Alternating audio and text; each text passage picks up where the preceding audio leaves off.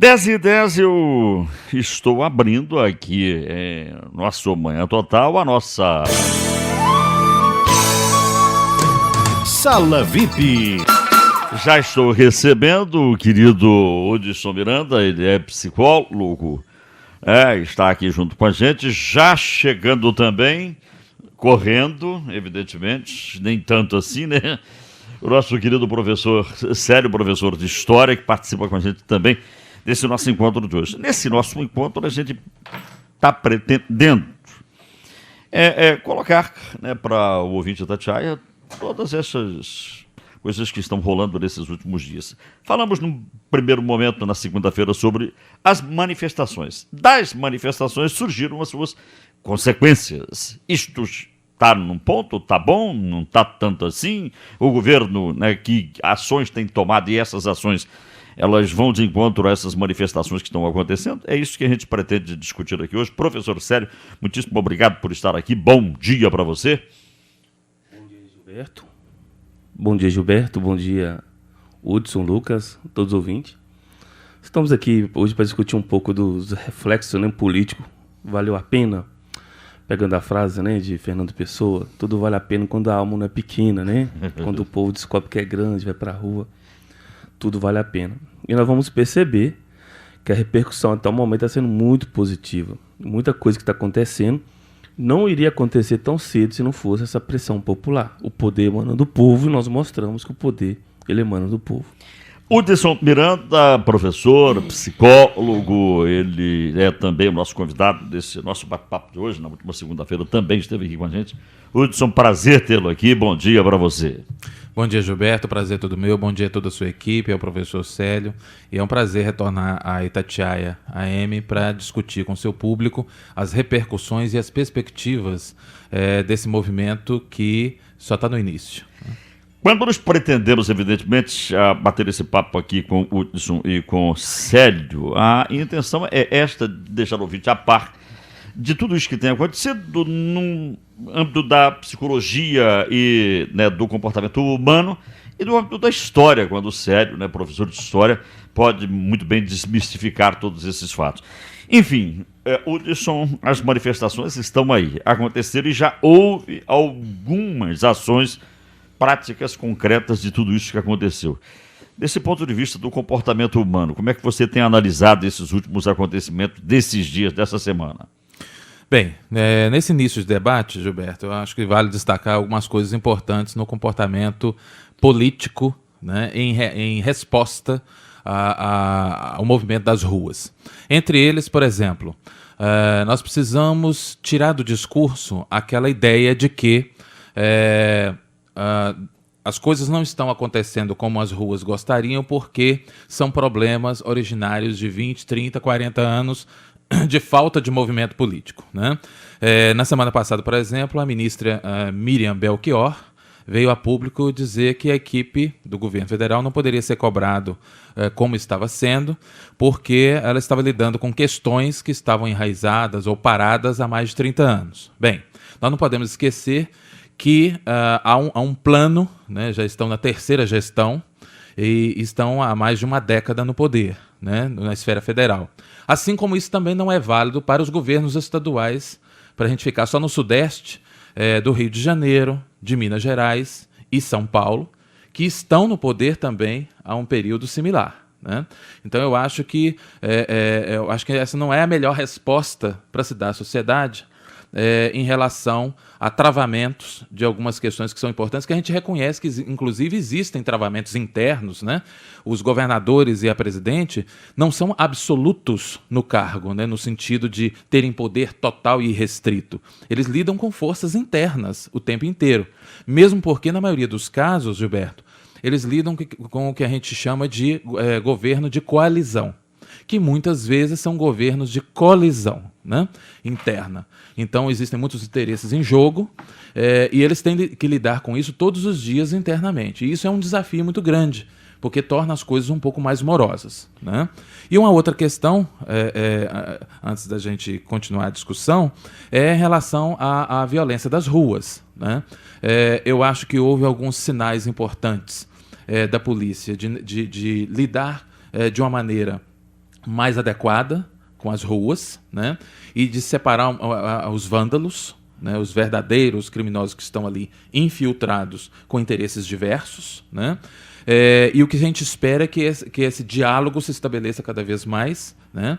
E que quando for a repressão for necessária, que ela não seja letal, né? Ou seja, ou que seja utilizado as técnicas que a gente já conhece de tanto lidar com essa situação, né? De tanto viver essa situação.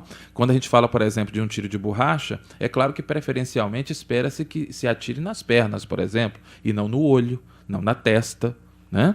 Então, evidentemente que esse movimento nas ruas e esse movimento de violência também é um sintoma da estrutura de violência da nossa sociedade, que está já há um bom tempo tomada por uma violência cotidiana, né? E isso, quando em formato de manifestação, é claro que nós estamos falando de uma sociedade que está indo para as ruas. Então, esse extrato violento também vai para as ruas. Então, vale a pena a gente entender essa violência nas manifestações não só como uma infiltração, mas como um sintoma, um lastro do que já acontece e da crise de segurança pública também.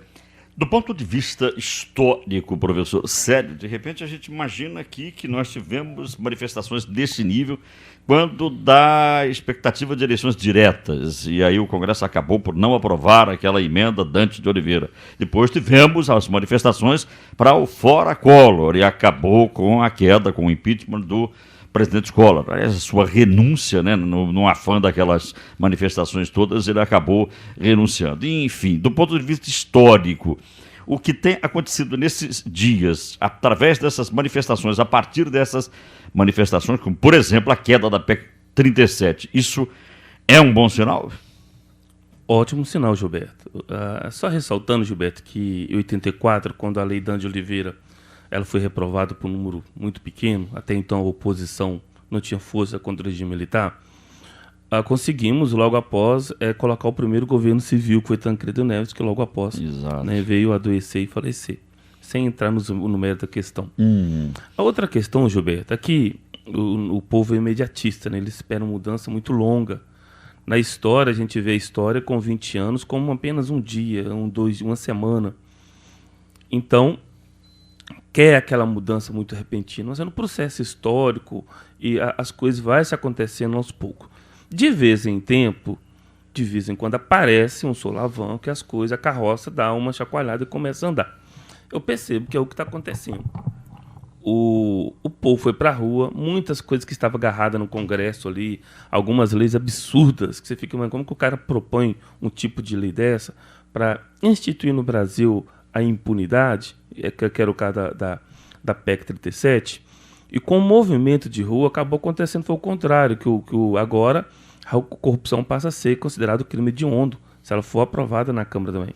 Aí você imagina, caramba, no Brasil, uma lei instituiu o crime hediondo, ou seja, um crime que é inafiançável, né? Dentre os piores crimes que existe, como já acontece em vários países, isso vai acabar com a corrupção? Não, a corrupção é até inerente no povo, né? Aí chama atenção para nós também, aquele jeitinho brasileiro. Vamos acabar com a corrupção no Brasil? Vamos. Mas vamos começar da gente mesmo, né? De querer dar uma verba lá para o policial que já vai multar, para ele tirar multa, se o policial vai aceitar ou não. Isso é uma outra história. Lá no serviço público, de querer passar na frente através do amigo. Nós precisamos de melhoria no serviço público de forma geral e nós precisamos de parar com o nosso jeitinho de corrupção. Mas aí, Gilberto, esse movimento de rua, além da PEC, olha que interessante. A PEC ela foi rejeitada, ela impedia que o Ministério Público, que já tanto faz no Brasil, é uma das instituições mais séria, mais respeitada no Brasil hoje, ele continua com esse poder de fazer essa investigação e instalar um inquérito. Nós temos também o transporte individual coletivo de direito social, as pessoas que têm esse direito, para os estudantes. No Brasil todo, isso vai ser uma lei federal, e muitos estados e prefeituras já anteciparam, já colocaram em lei essa votação, onde os estudantes eles terão direito a esse transporte coletivo de forma gratuita, outros 50%, como acontece em Timóteo. Em Timóteo, eu lembro que uns 4 anos atrás, houve uma manifestação, uma pressão também, e conseguiram instituir o Vale Estudantil aqui em Timóteo. Nós tivemos um corte de 43 bilhões de investimentos que iria para a Copa do Mundo na área de marketing e telecomunicações. Houve esse corte, né, que vai ser destinado para uma outra área mais importante. Nós tivemos também a proposta dos royalties. Isso é interessantíssimo. O Brasil tem o pré-sal, né, o petróleo que fica abaixo da camada do sal. O royalty que o governo federal for receber, o Senado ele já aprovou que 100% dele será destinado ou para educação ou para a saúde, 75% para educação e 25% para a saúde.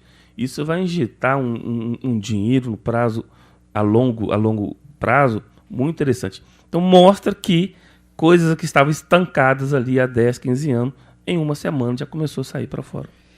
Eu vou dar um intervalo, nós estamos conversando com os professores Hudson Miranda, Célio Dimas.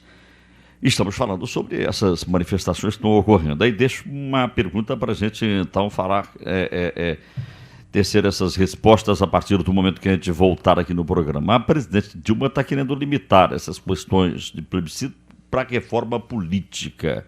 Hoje eu ouvi numa entrevista do Aécio Neves, em um momento algum dessas manifestações houve, né, o cartaz dizendo lá que quer reforma política. O povo está querendo outras coisas. E aí, o que o povo quer mesmo, né? Com a palavra, os senhores que estão aqui junto com a gente, o professor Hudson Miranda e o professor Célio Dimas. Já a gente volta aqui.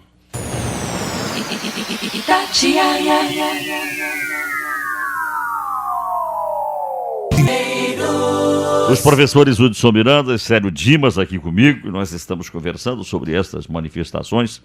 E aí vem esta questão, enquanto a presidência da República quer colocar a reforma política. A reforma política tem alguma coisa a ver com essas manifestações? Ou o povo está querendo além disso, Hudson? Olha, Gilberto, e todos que nos ouvem. A primeira questão. Eu acho que a reforma política é um ingrediente importante para a nossa pauta. Entretanto, essa reforma não é a prioridade. Porque o que se pede nas ruas é o quê? Cuidado com a coisa pública, responsabilidade com a coisa pública, dignidade política, né? E isso você não precisa de reforma, você precisa, né? São valores que são transversais à própria legislação. É uma questão de postura de cada político e de responsabilidade dos partidos, né? Mas eu acho que as reivindicações vão muito além disso. E isso pode ser feito através, eu acho que as prioridades vão da questão prática do dia a dia, né? Vamos começar, por exemplo, com a questão da mobilidade urbana, que nós já falamos aqui, mas eu acho que vale a pena a gente discutir questões de ordem prática do dia a dia que já podem ser feitas e que vão além das tarifas, né? Além da redução de tarifas. Então, por exemplo, a questão dos ônibus com piso baixo, que são importantíssimos, né? Que sejam confortáveis, por exemplo, eles têm uma grande área envidraçada, a maioria, nós somos um país tropical, e carregamos muita gente, transportamos muita gente, então eles precisam de cortinas, eles precisam, o tamanho médio do brasileiro vem aumentando, então eles precisam, eles cada vez mais estão apertando as fileiras, né, de cadeiras, e isso torna as viagens que são cada vez mais longas desconfortáveis, né? O piso baixo favorece não só os cadeirantes, mas favorece as pessoas que têm dificuldade de locomoção, né, por algum motivo, ou transitória ou permanente, né, os idosos, o transporte de malas, por exemplo, né, seja para o aeroporto, para a rodoviária, seja para onde for. Então, acho que isso são uma das coisas importantes. O controle de velocidade, né, eu acho que é importante, é outra coisa que veio à tona em várias reportagens, né, em capitais, onde os motoristas são submetidos a uma carga horária desumana, motoristas e trocadores, né, são colocados em trajetos impraticáveis, né, e acabam tendo uma prática de condução perigosa dos veículos, colocando em risco a vida de todos que fazem parte do complexo de trânsito, né? Em relação à integração real do sistema de trânsito, né, do sistema de transporte, nós precisamos de um sistema de integração, principalmente na região metropolitana, que seja mais amplo, seja mais abrangente e que, com isso, otimize os recursos que as pessoas estão gastando com transporte, né? Precisamos de um esquema especial de transporte para eventos, né? Isso vem diminuindo ano a ano, né? A gente vem observando isso. Um esquema de transporte especial na madrugada, um esquema de transporte especial nos finais de semana. Na nossa região, por exemplo, e na maioria do país, né, das regiões do país, a partir de meia-noite você não tem ônibus mais. Né? Isso é um problema. Isso é um problema sério. Ônibus com informações claras e visíveis, não só na frente, como na lateral e na traseira. Né? Pontos, abrigos, que sejam abrigos reais do sol e da chuva, sejam iluminados, sejam seguros. Passarelas que sejam adequadas, né? Que sejam seguras, cobertas, iluminadas. Né? Faixas exclusivas para o deslocamento dos ônibus. Né? Calçadas, né? Que sejam adequadas, que hoje você anda numa calçada, você tem que se desviar de cartazes promocionais, de mesas e cadeiras, de eletrodomésticos, móveis, materiais de construção, de acabamento, né? Quer dizer, carros, porque vira estacionamento. Então você tem que desviar de tudo. E é preciso entender que a calçada é uma via pública para o pedestre. Né? Os pisos precisam ser padronizados, porque alguns são escorregadios, perigosos. Né? A elevação das calçadas. Quer dizer, tudo isso faz parte da mobilidade urbana. Né? E não simplesmente redução de tarifa. E são coisas que podem ser feitas imediatamente, o processo, né, o projeto, pode ter início, né, e que não depende de reforma política. Isso são ações práticas do cotidiano das pessoas. Né? Muito bem, o Cosme Rodrigues, ligando lá do Caravelas, está escutando a gente lá. Não adianta ir para a rua como um leão e depois votar como um jumento. Parabéns pelo debate. Muitíssimo interessante.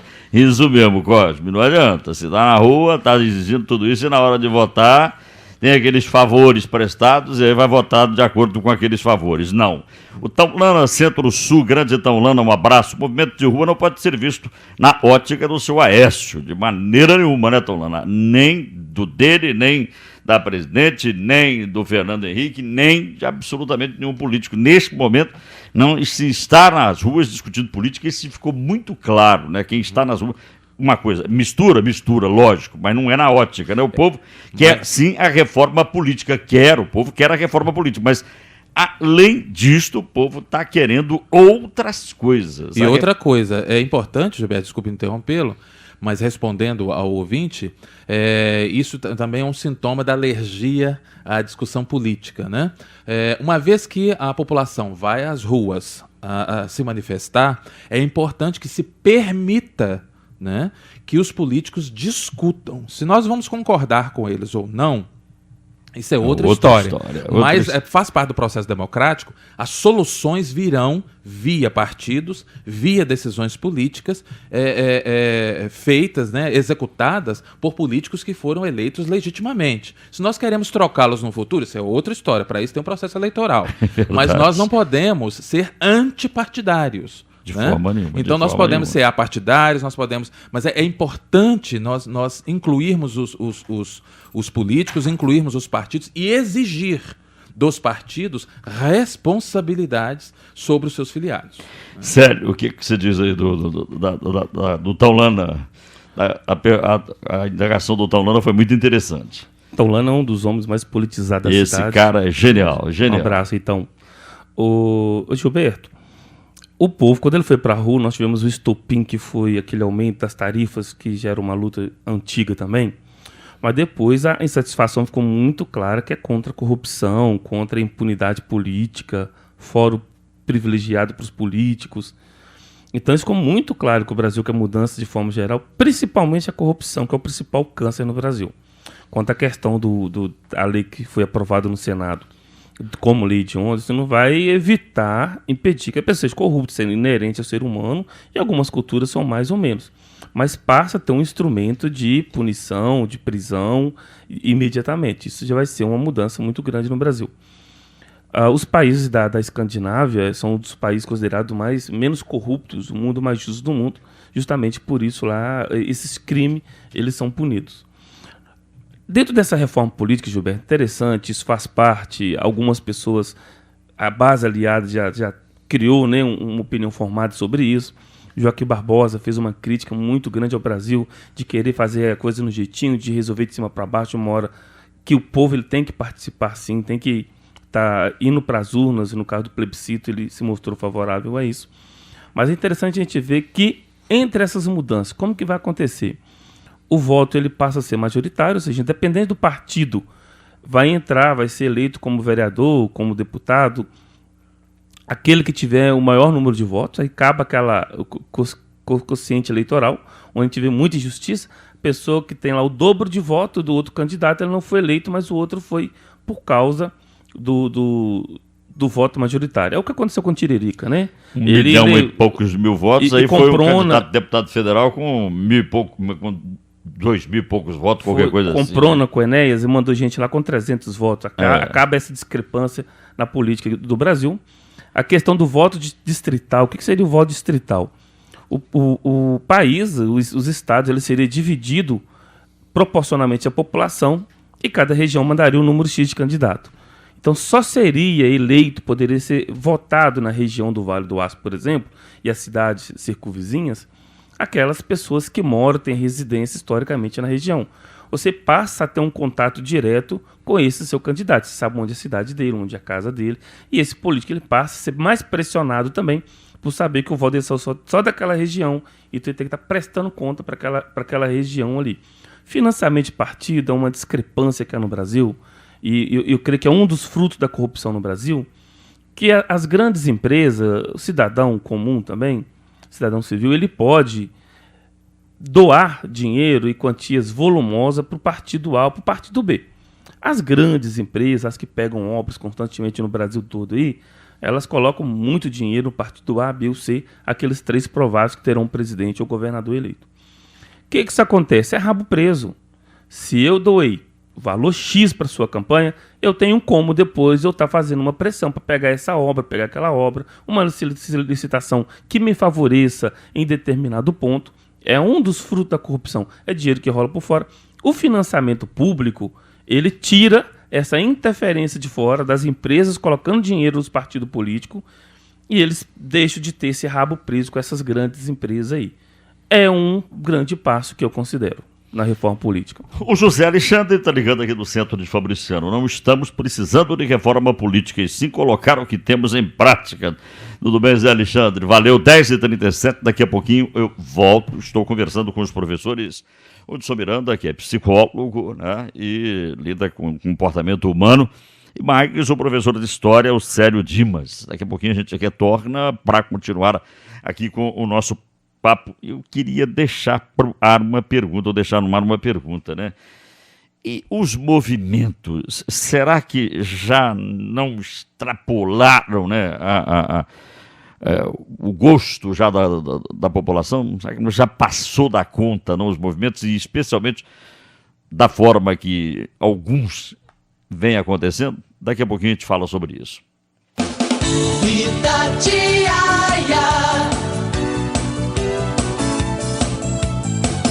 Itatiaia, a rádio de Minas. Se o que você veio no web 372, Rádio Vale do Aço AM, canal 650.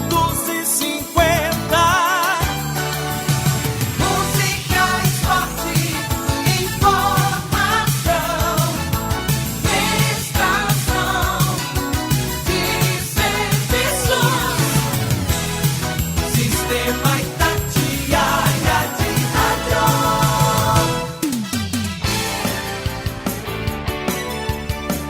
Gilberto Medeiros. Muito bem, 10h42 agora, o Benedito Bonamoura está lá ligado. Os manifestantes estão esquecendo de muitos pontos importantes para reivindicar, como a perda salarial dos aposentados, as cobranças indevidas da Copasa, CEMIG e muitos outros. Beleza, Benedito? Está colocado. Aproveite, atenção, senhores aposentados e pensionistas do INSS. Vai agora mesmo a uma loja da Supercred Bancred. Solicite seu empréstimo consignado com aumento de salário. Ligue, tire suas dúvidas. Timóteo 3849-1052, Fabriciano 3842-3208 e Patinga 3821-6377. Supercred Bancred, lojas em todo o Vale do Aço. 10h43, deixei no ar essa indagação. Já está na hora de dar uma aliviada nas manifestações? Será que já não passou da conta? Qual a opinião da bancada aqui? Eu queria saber do professor Célio qual é a sua opinião com relação a esses movimentos. Já estamos cerca de 15 dias já insistentemente nas ruas, evidentemente.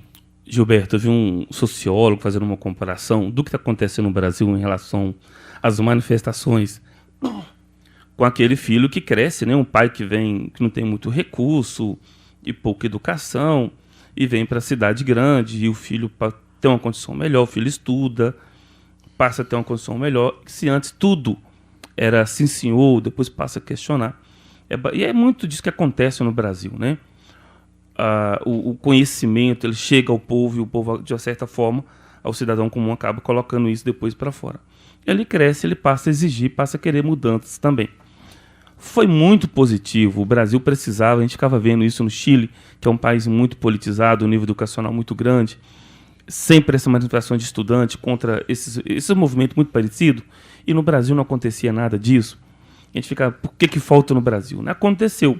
Aconteceu, a opinião pública pressionou o Congresso, os deputados, os senadores estão correspondendo, coisas que estavam engavetadas há décadas no Brasil, saiu de uma hora para outra. Eu vi ao vivo o discurso do Renan Calheiros, pedindo mudança no Brasil, um país mais justo, e ele colocando a pauta, corrupção como crime hediondo, os jovens ter acesso a mais vagas na faculdade. Se eu não conhecesse o Renan Calheiros, eu ia querer aquele cara para presidente. Mas aquilo foi pressão popular. É um cara que é um símbolo da corrupção no Brasil, entre tantos outros, que passa a ser um símbolo de tanta coisa errada que já mostrou e voltou. Aí entra aquela questão, né? O povo ter consciência de não votar de um camarada desse. O movimento, nós estamos esquecendo de falar da ficha limpa, né? Que já tem uma repercussão muito grande no Brasil. Esses movimentos de você depurar a política brasileira, de você ir limpando, tirando as coisas erradas, isso vem ao longo do tempo. Mas eu acho que o movimento ele já conseguiu fazer o que ele queria, que foi abaixar as tarifas em primeiro momento e colocar o Congresso para atuar. Não é tudo. Nós temos que agora ir galgando conquistas e outras conquistas. Dentro do ponto de vista da história, eu vejo que as coisas elas vão mudando ao longo lentamente. Eu creio que agora ela vai ter uma mudança um pouco mais rápida. Mas ela não pode ser de imediato. Eu acho que já está na hora dos líderes dos movimentos no Brasil dar uma parada, respirar, esperar o Congresso corresponder ou não e depois voltar para a rua. Porque quando você fica muito tempo para a rua, os vândalos passam a criar os seus movimentos também. Passa a combinar um com o outro na rede social, um ligando para o outro, nós vamos lá, nós vamos quebrar tudo. Isso tem se intensificado. O que aconteceu em Belo Horizonte foi uma vergonha. Então, creio que está na hora de você não parar o movimento, é ficar em alerta. Dar uma parada, já foram combinar com o Dilma e com o Congresso, vamos esperar essas reformas que vão vir, se será favorável ou não. Se não aconteceu como a gente quer, vamos para a rua, vamos manifestar. E nós estamos praticamente um ano da eleição, isso é bom ressaltar. Então eles têm que ouvir a voz do povo, porque daqui a um ano é a eleição, e aqueles que forem contra essas mudanças que serão favoráveis ao Brasil, e tudo indica que sim, aí está na hora de aparecer os reacionários também. Aqueles que não querem mudança, aqueles que têm medo de mudar, que vai desviar o foco para um debate político eleitoral, já avisando ano que vem também. E isso já está aparecendo. Aqueles que forem contra as mudanças propostas pela rua podem ser chamados como reacionários. Professor Hudson Miranda, qual a sua visão? Bem, primeiro, os movimentos que estão manifestando nas ruas não têm líderes, né? Só o Passe Livre tem. Mas, e alguns movimentos que estão nas ruas, mas a manifestação em si, a massa em si, não tem líderes que as representam. Acho que isso é resultado da nossa falta de educação política, de toda aquela estrutura que nós discutimos no programa anterior, né? Então, isso dá uma conotação associada aos os fatores que fazem parte dos acontecimentos, dos últimos acontecimentos mais violentos ainda. Isso demonstra justamente que tem um componente passional também nas manifestações. E como é que a gente retira esse componente passional para dar lugar à negociação? Tendo mediadores com credibilidade. Onde que estão os mediadores? É o que eu pergunto a todos que nos ouvem. Onde é que estão os mediadores políticos com credibilidade? Então, não adianta a gente simplesmente achar que o movimento vai se esvaziar por si só, porque é um movimento racional e não, vamos dar um prazo, e desse prazo nós vamos voltar às ruas. Na verdade, nós temos que ter mediadores com credibilidade, que venham a público e demonstrem para as pessoas o que está acontecendo e o que está por vir em termos de mudanças, de transformações. Em questão da pauta do Congresso, realmente houve um avanço, entre aspas e muitas aspas, porque a pauta de atrasos de projetos que estão há anos no Congresso, resguardados pelo corporativismo e outros defeitos mais do nosso parlamento, é imensa, é gigantesca, é da ordem de milhares de projetos. Milhares. Né?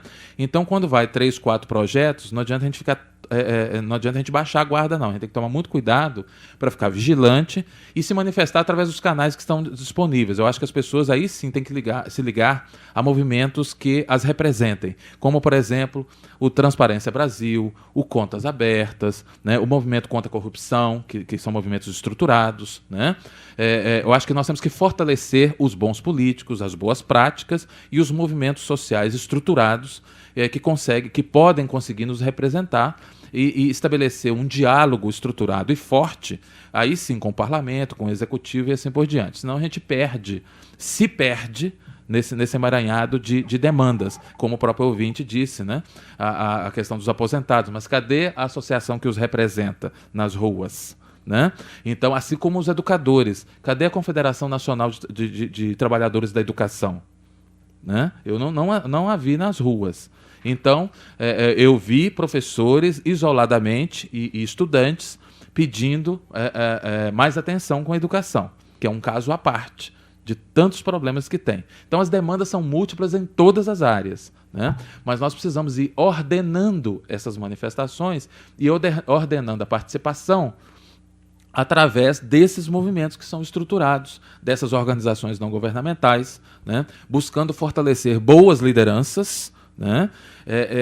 E se dispor a discutir com essas lideranças, a dialogar. E isso a gente faz com informação, com conhecimento, acessando os canais do próprio Congresso, vendo o que está tramitando, né? Muitas leis, por exemplo, acabam sendo aprovadas na calada da noite para atender determinados grupos. Por falta de quê? De vigilância da sociedade. Né? Bom dia, senhor Alcides, queridíssimo Alcides da Rasco. Um abraço, muitíssimo obrigado pela visita aqui. Gil, eu sou a favor da manifestação passiva, mas já está na hora de parar, pois já está virando bagunça, Gil. Estava com esperança de ganhar para comprar. Abraços, Lu.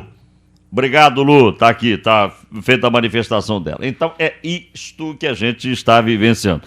Quando a gente coloca essa situação do parar, e a gente vê, será que a população, né, isso continua agradando? De que forma a população, de uma maneira geral, está vendo isso? Enfim, as opiniões de Célio e de Hudson deram essa conotação aqui. Eu só queria registrar aqui, porque ontem estava lendo esse artigo do Luiz Almeida Marins, ele é antropólogo, quando 10.421 brasileiros respondem à nossa enquete no site www.marins.com.br sobre qual o maior defeito de uma pessoa, e 85,3% diz ser a desonestidade, a falsidade, a mentira e a arrogância, fica mais fácil compreender os protestos que assistimos nesses últimos dias nas ruas de todo o Brasil.